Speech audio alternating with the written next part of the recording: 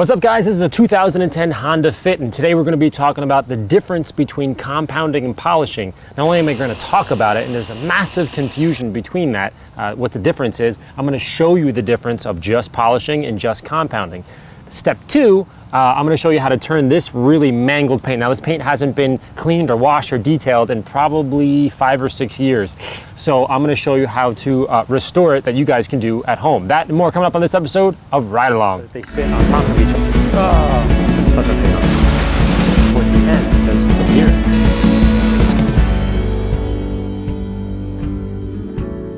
All right, before we get started, I want to let you know that of course I washed it down, I clayed it. We're going to talk about clay a little bit too. And then we're going to be using very specific pads. I have the McGuire's microfiber cutting pad and the Rupes yellow foam polishing pad. Now we're going to use these just for the conversation because I'm comfortable with these. Put that all to the side.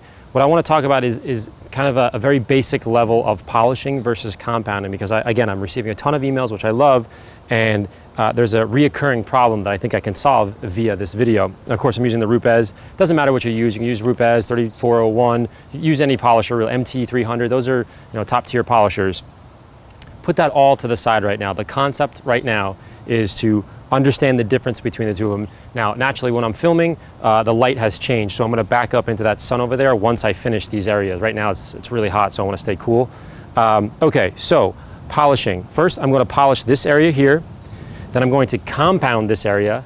Then I'm going to compound and polish, meaning make this side perfect. I want to show you the difference. Now, compound and polish, what's the difference? Now, a polish is specifically used, generally speaking, to remove the haze that is installed by the compound or the compounding pad, right? So we're not going to get into the whole Kevin Brown stuff because that is a whole different level and residue control. We'll put that to the side for now. This is just a very basic concept.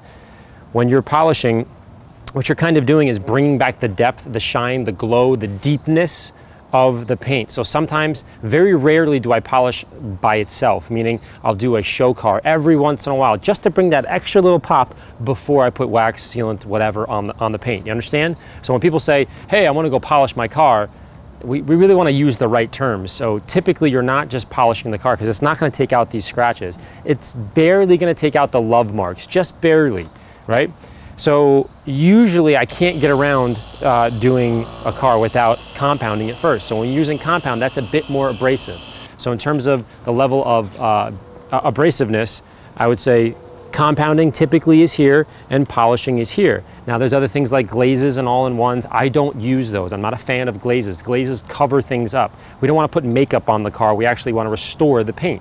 So compounding, a bit more abrasive, and will get out these swirls and scratches. Polish is designed to take out the scratches that the compound installed. It's a very, very important thing to understand, and we're going to leave it at that. So if you have any questions, shoot me an email on that, but there's so much more that I can shoot only, I can shoot a 5-hour video on that, but I'm doing this specifically because I've gotten like maybe 15 or 20 emails specifically asking, hey, I want to buff my car. Well, what does that mean? Well, no, I want to polish my car. It's like, well, why you want to polish it? Is it a show car? Are you just getting an extra little pop? Are you trying to get the 1/100th of a thousandth of a shine onto it? No, it's all scratched up. Then you don't want to polish it. You want to compound it. Then, just by default, it's a train, just by default, you want to polish it. Hopefully that makes sense. Second little point I want to make, I just came up today, is claying the car. You only clay the car when the car needs to be clayed. I cannot say that enough. It's like going to the emergency room. Everyone says, well, how often should I clay my car? So, well, how often do you go to the emergency room? I only go when I need it. I was like, that's when you need clay.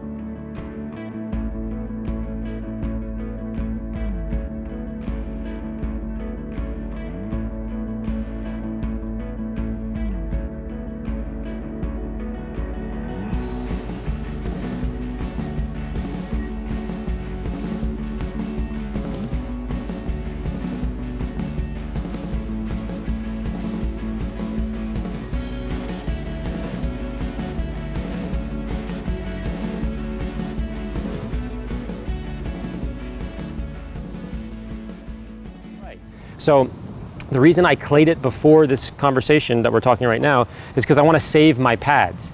Now, this is getting a little bit complicated, but microfiber cutting pads can be used to remove some of the contaminants that clay would do. Meaning, like right now you rub it, it's not really rough at all. That's because I clayed it. But if I didn't want to clay it, I could use this. The problem is I'm so conscious, and Kevin Brown has taught me, so conscious of residue, I don't want to get the junk stuck in here. It doesn't make a whole lot of sense. I can just use a clay and then throw it away, and it keeps my pad cleaner for ultimate polish, ultimate finish at the end, right? So anyways, hopefully that makes sense. So I'm gonna do this real quick. I'll try to be as quick as possible before the train hits me again. I know that's a lot of copy, but shoot me an email, like I said, if there's a problem there. But it's really important that you speak specifically about detailing. Either you're claying it, or you're compounding it, or you're polishing it, or you're waxing it, or you're sealing it, or you're coating it. Just be very clear on that subject. So without further ado, let me do this, because I actually have to do this car for a friend. And I'll show you the before and after, and we'll talk more about that in a minute. Until then, let's polish. Remember, polish, compound, and then I'm going to restore this whole thing, and I'll show you the difference between the two. All right, guys, I'm here to show you the after. Again, I had to move the car because the light's getting really funky. But remember, there was a piece of tape here, right? You remember the tape was, and tape right there. So this is paint right there, this side, that was compounded and polished. So it looks pretty good. Now we'll go to this side where it was just polished. So anyways, here, remember what it looked like beforehand, if you didn't get the, I mean, pretty awful. So this was just polished. So before, just polished. You see the little tick marks in there? Those little tick marks mean you didn't have enough abrasion. But if you can notice, the paint, the speckles in the paint have really popped, right? The metallic paint. And look, there's 5 seconds and there's already a bird poo, which is another reason to keep your pads clean.